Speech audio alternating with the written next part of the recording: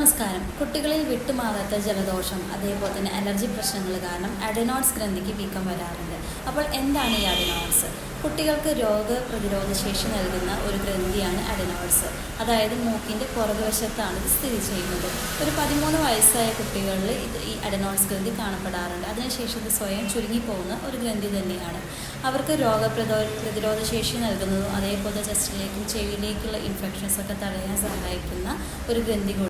കുട്ടികളിൽ രാത്രി സമയങ്ങളിൽ ഉണ്ടാകുന്ന മൂക്കടപ്പ്, ശ്വാസം എടുക്കാൻ പ്രയാസം, കുട്ടികൾ വായ തുറന്ന് കിടക്കുക, അതേപോലെ തന്നെ കുട്ടികളുടെ കേൾവി കുറവ് വരുന്നതും അതേപോലെ പഠനത്തിൽ പുറകോട്ട് വരുന്നതും, അതേപോലെ തന്നെ കുട്ടികളുടെ മോണകൾ പൊന്തി വരിക, ഇത്തരം പ്രശ്നങ്ങൾ, അതേപോലെ കൂർക്കം വലി, ഇത്തരം സിംറ്റംസ് ഉണ്ടെങ്കിൽ അവർക്ക് അഡെനോയിഡ്സ് ഉണ്ട് എന്നുള്ളത് മനസ്സിലാക്കുക.